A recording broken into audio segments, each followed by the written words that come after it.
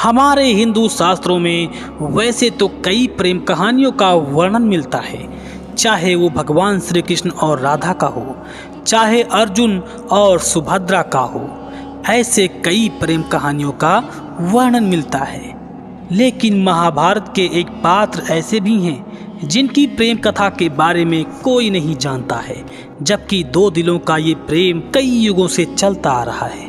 तो दोस्तों, आज मैं हाजिर हूँ आपके लिए एक नई कथा के साथ। अगर आपको हमारे वीडियो पसंद आते हैं तो हमारे चैनल को सब्सक्राइब करके बेल आइकन अवश्य प्रेस करें और वीडियो को लाइक भी करें। साथ में जय श्री कृष्ण कमेंट करना बिल्कुल भी मत भूलिएगा। भगवान श्री कृष्ण की कृपा आपके समस्त घर परिवार पर सदैव बनी रहेगी। ये कथा है भगवान श्री कृष्ण के बड़े भाई शेषनाग के अवतार माने जाने वाले भगवान बलराम की और उनकी पत्नी रेवती की। कथा के अनुसार बलराम और रेवती के बीच सतयुग में प्रेम हुआ, लेकिन दोनों का मिलन द्वापर युग में आकर हुआ। गर्ग संहिता के अनुसार रेवती पिछले जन्म में पृथ्वी के राजा मनु की बेटी थी, जिसका नाम ज्योतिषमती था।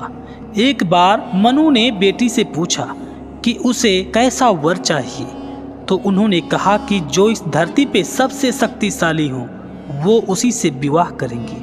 मनु ने इंद्र से सवाल किया तो इंद्र ने वायु को सबसे ताकतवर बताया, परंतु वायु ने पर्वत को ज़्यादा शक्तिशाली बताया और पर्वत ने पृथ्वी को अधिक शक्तिशाली बताया।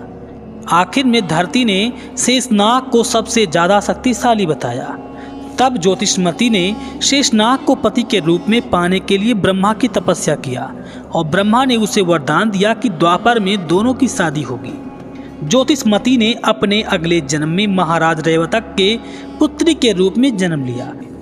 पौराणिक कथा के अनुसार सतयुग में पृथ्वी पर एक रैवतक नाम के सम्राट राजा हुआ करते थे, जिनकी पुत्री का नाम राजकुमारी रेवती था। महाराज रैवतक ने अपनी पुत्री रेवती को हर प्रकार की शिक्षा दिलवाई। कहा जाता है कि जब रेवती विवाह के योग्य हुई तो उनके पिता रैवतक ने उनके विवाह के लिए पृथ्वी पर योग्य वर की तलाश किया, लेकिन महाराज को उस समय पृथ्वी लोक पर रेवती के लिए कोई भी योग्य वर नहीं मिला, जिससे महाराज रैवतक चिंतित हो गए। लेकिन महाराज रैवतक ने हार नहीं मानी और उन्होंने अपनी पुत्री रेवती के लिए वर तलाश में ब्रह्मलोक जाने का निश्चय किया, ताकि वह स्वयं ब्रह्मा जी से रेवती के वर के बारे में पता कर सके। इसके बाद महाराज रैवतक अपनी पुत्री रेवती के साथ ब्रह्मलोक के लिए प्रस्थान कर चुके। जब महाराज रैवतक ब्रह्मलोक पहुँचे तो उस समय वहाँ वेदों का गान चल रहा था, इसलिए वह वहाँ कुछ समय के लिए रुक गए और समय बीतता गया। वेदों का पाठ खत्म हुआ तो महाराज रैवतक ने ब्रह्मा जी के समक्ष अपनी बात रखी और सब कुछ विस्तार में बताया। जब ब्रह्मा जी ने महाराज की व्यथा सुनी तो मुस्कुराने लगे और बोले, आप पृथ्वी लोक को वापस लौट जाइए। वहाँ पर श्री कृष्ण के बड़े भाई बलराम आपकी रेवती पुत्री से विवाह के योग्य हैं। रेवती के लिए योग्य शेषनाग के अवतार बलराम जैसा वर पाकर महाराज रैवतक बेहद प्रसन्न हुए और रेवती को लेकर वापस भूलोक को चले गए। लेकिन पृथ्वी पर पहुंचकर मनुष्य तथा अन्य जीव जंतु छोटे आकार को देखकर वे दोनों आश्चर्यचकित हो गए। कुछ देर वे यही सोचते रहे कि ये कैसे हुआ। उस समय उन्होंने वहां मौजूद मनुष्यों से वार्तालाप की और उन्हें पता चला कि ये द्वापर युग चल रहा है। ये सब सुनकर वे घबरा गए और श्री कृष्ण के भाई बलराम के पास गए और उन्हें ब्रह्मा जी द्वारा कही गई बातों के बारे में बताया। महाराज रैवतक की बात सुनकर बलराम जी मुस्कुराए और महाराज से बोले, जब तक आप ब्रह्मलोक से लौटे हैं तब तक पृथ्वी पर 2 युग बीत चुके हैं। इस समय पृथ्वी पर द्वापर युग चल रहा है, इसलिए यहाँ पर आपको छोटे आकार के लोग दिखने को मिल रहे हैं। क्योंकि महाराज रैवतक अपनी पुत्री की लंबाई को लेकर चिंतित थे, इसीलिए उन्होंने बलराम से कहा कि जब तक रेवती आपसे लंबी है तब तक आप दोनों का विवाह कैसे संभव होगा। ये सुनते ही बलराम जी ने रेवती को अपने हल से नीचे की ओर दबाया। ऐसा करने से रेवती का कद छोटा हो गया।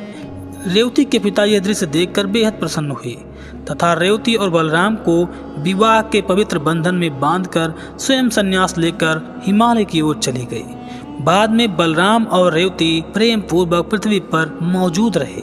तो दोस्तों, आपने जाना एक ऐसे प्रेम कथा के बारे में जिससे आप इस समय परिचित नहीं थे। ये कथा थी भगवान श्री कृष्ण के बड़े भाई बलराम जी की। अगर आपको ये वीडियो पसंद आया हो और अगर आप इस कथा को पहले नहीं जानते थे तो कृपया कमेंट में ज़रूर बताएं, और पसंद आया हो तो वीडियो को लाइक शेयर करके हमारे चैनल को सब्सक्राइब करना बिल्कुल भी मत भूलिएगा। साथ में जय श्री कृष्ण कमेंट करना बिल्कुल भी मत भूलिएगा। भगवान श्री कृष्ण की कृपा आपके समस्त घर परिवार पर सदैव बनी रहेगी। जय श्री कृष्ण।